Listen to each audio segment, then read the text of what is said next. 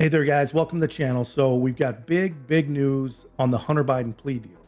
And if you saw the video that we did earlier today, we talked about all the potential problems with this case that really could lead to a moment just like this, and really could lead to some real serious trouble for Hunter Biden legally, but obviously could also impact Joe Biden's 2024 presidential campaign. But let's remember, guys, as we're taking a victory lap here, this was not about Hunter Biden. This was never about Hunter Biden. This is about his special treatment under the law that literally no one on the planet would have gotten.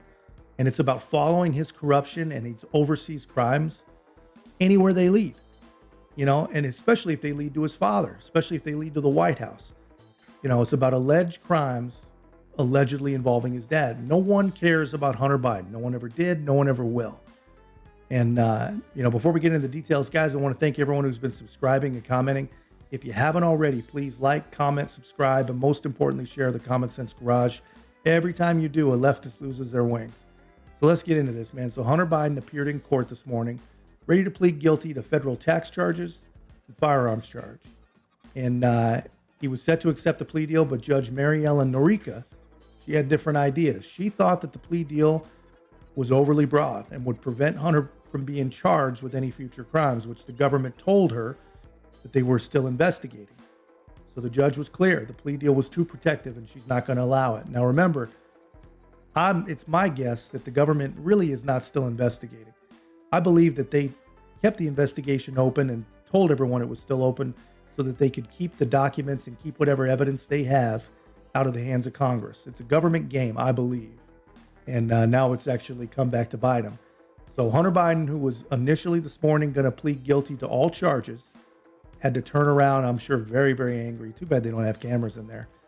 And had to plead not guilty. It seems like this thing is at least on a slow move towards the direction of a jury trial. I'm guessing if there's anyone happy about this in the whole world, it's probably Gavin Newsom, because this would be fantastic news for him.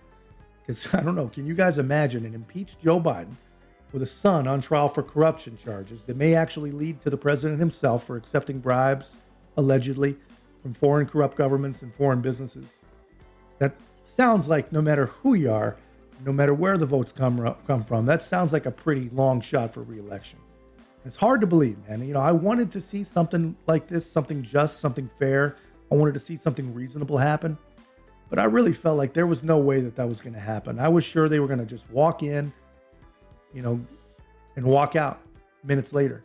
But let's have a look at the way that it was actually covered. Be coming out and talking to us, but a major headline here, what we thought that was starting some 3 hours ago was going to be a routine plea deal. Hunter Biden, in the early part of today's court hearing, said he was prepared to plead guilty to the 2 misdemeanor tax evasion charges. Not going to happen. Judge Mary Ellen Norieka not accepting the plea deal, questioning the constitutionality of the diversion clause that kept him from being prosecuted for the felony gun charge. And she also noted to great extent, almost as if, John, we were sitting in a law classroom, the fact that she did not like the way it was structured and she had never seen one like this, and was really questioning how it was that the prosecution and the defense came to this agreement, challenging specific parts,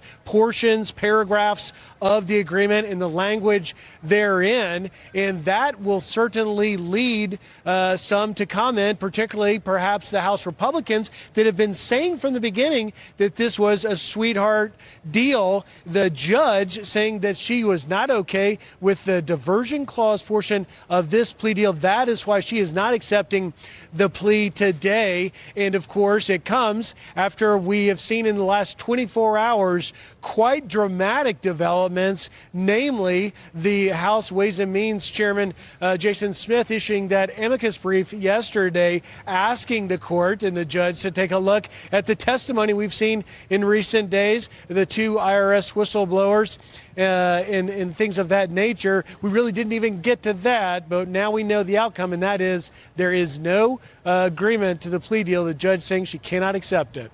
Wow. That's pretty amazing. I know the Sandra wants to jump in here as well. Yeah, so there it is, guys. The absolute worst possible outcome for Joe Biden and Hunter Biden. But really, it is a great thing to see from the justice system and for the justice system. This really truly was a sweetheart deal. This truly was your daddy is a powerful, protected man kind of deal. And anyone who didn't see that was just drinking the Kool-Aid, man.